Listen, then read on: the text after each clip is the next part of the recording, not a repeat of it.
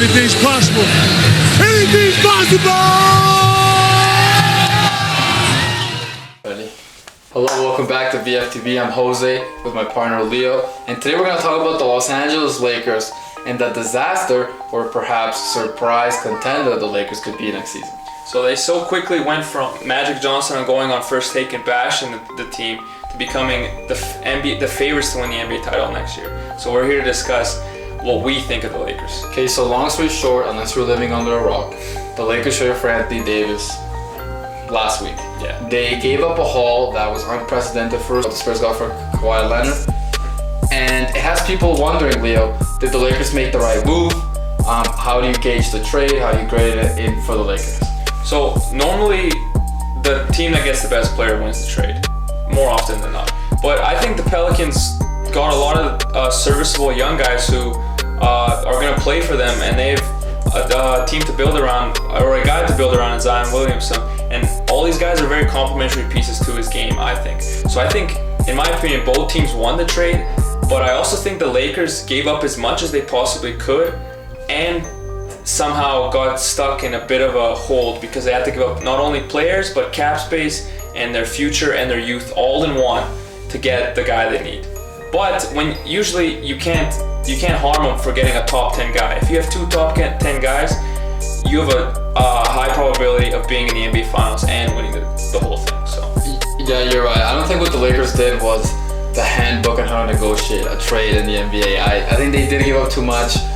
I'm sure David Griffin felt like he fleeced Rob Pelinka. But I like what you're saying. Having two guys like that, two top guys, is the best place to start on trying to build a winning team in the NBA. If you're building from the ground up a championship team, LeBron and Davis and whatever comes next is more intriguing automatically than LeBron and those young guys and what's next. Because we saw last year they couldn't make the playoffs.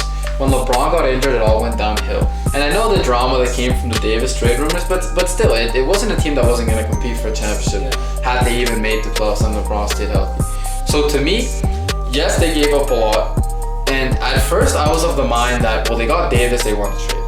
Or no, won the trade, but for them, it's a move worth doing. Because now you add LeBron and Davis, it's a tremendous duo.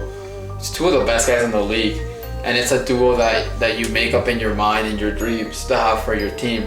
But they're in a situation now where they have to refill the roster and refill major parts of the roster with guys who are just NBA level talents. Because after LeBron, Davis, and Kuzma, there's no NBA level talents there. And the man at hand tasked to refill that roster is the same man who last year refilled their roster with Rondo, Lance Stevenson, and JaVale McGee. see, there's really, in my opinion, there's only really 10 guys in the league that matter.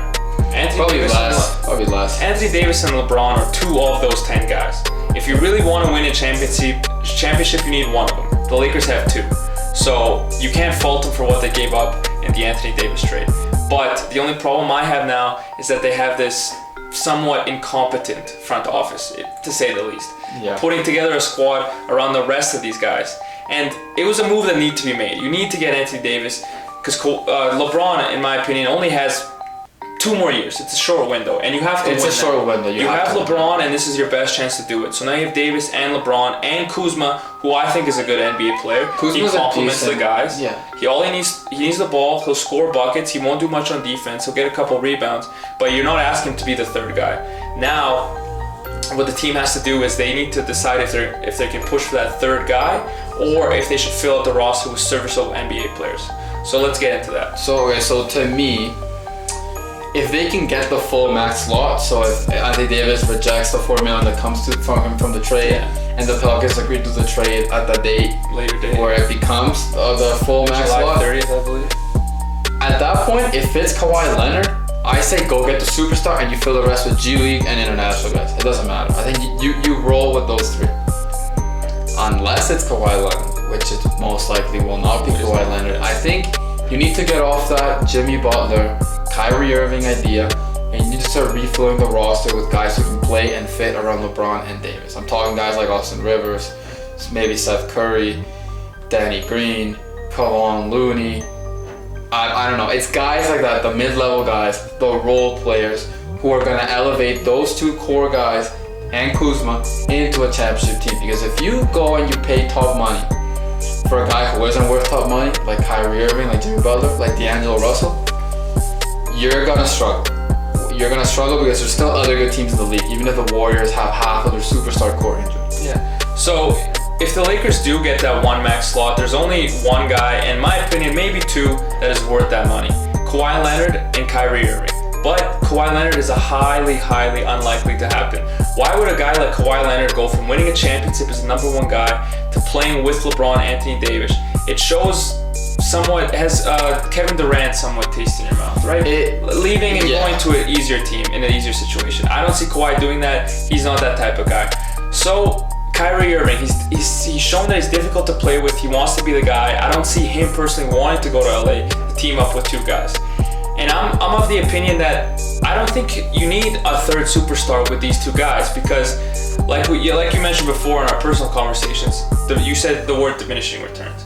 So there are diminishing returns. So if you put three top guys, you're not going to get 100% from all three. Someone's going to have to. There's going to be give and take. So wouldn't you rather have your top guys giving you 100% every night and having role guys fill their roles and play what they need to do, what you pay them to do, instead of having a third guy trying to get more shots up, wanting more touches on the ball, almost having another diva on the team? You don't need that. You need serviceable NBA players.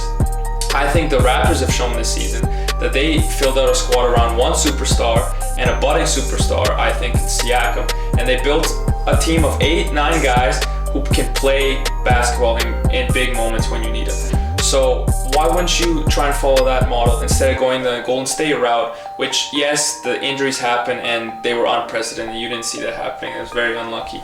But why wouldn't you go the route of a Toronto Raptors and get, all you need is 8 guys at the end of the day who can play basketball in playoffs, in the finals. That's all you really need. Yeah, I agree. I think they need to look at it differently. I think the roster's going to come together. They're going to have chances to get guys in the buyout market later on. But if they go out and pay $12 for that superstar and struggle to fill anything else in that team, they're really going to struggle. This really might be their best chance of winning a championship, giving that Golden State or Weekend, and every other team seems to be having some sort of issue. Houston has issues. Yeah. Boston is no longer a contender. Who knows about Philadelphia? Who knows about Milwaukee? Who knows where Kawhi's gonna go? So it seems like it's wide open. So you need to really carefully understand what is the best thing we can do to win a championship. Now, if they get Kyrie Irving, I can see that working. I really can, because Kyrie Irving can score off the ball. It seems like under LeBron he's a little more relaxed, more mature. And we saw it from his phone call this year. Like, he respects LeBron. Yeah. Even if he didn't think he did, when he got traded, he does. So I think that definitely could work. But I would love to see them fill the roster with guys who can play defense, who can shoot. The Lakers could not shoot at all last season, or play much defense, by the way. That know how to get in the big moments, and to complement LeBron and Davis. That's all you gotta do. Kawhi didn't have the All-Star team running with him. Giannis didn't have it, so I don't think there's a reason why you should.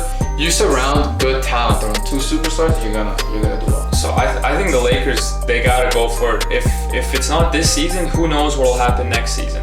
So it's all or nothing right now, and you need guys who can play with LeBron. But the only problem I have is, can the Lakers front office really do that? Like you mentioned, last season they did a terrible job filling out that roster, and you hope they'll be competent and be able to get the right guys in those positions. But at the end of the day, we've seen that the Lakers aren't really the franchise they once were. So if they can fill out the roster, good for them. But it's hard to see if they have the competence in the front office to. I mean, last year Magic went on a press conference and said that he wanted toughness and he wanted grit for his guys, and he went and got Rondo and Stevenson and whatnot, and it wasn't great. Train wreck. It wasn't great, and the Lakers front office seems like it's even more of a disaster now. Magic won on first take. That big ESPN piece came out outlining in all the little ways how every single level of the Lakers hierarchy is a disaster. So do I believe that they can get it done? Not really. Do I think superstars now want to go play with LeBron and Davis? I do. So I could see a Jimmy Butler offering himself, Kyrie offering himself. So that to me is one of the big plot lines coming forward in the NBA this summer. What are the Lakers going to do to fill out the roster? Personally, I think they should go the route that we suggested. Go fill the roster with decent role players and maybe pick some guys up in the buyout market. Who knows? True, yeah. Who knows? So this was our opinion on the Lakers, what we think they should do. You tell us what they should do in the comments below. This has been VFTB. I'm Leo. I'm Jose. Don't forget to like and subscribe. Thank you. See you next time.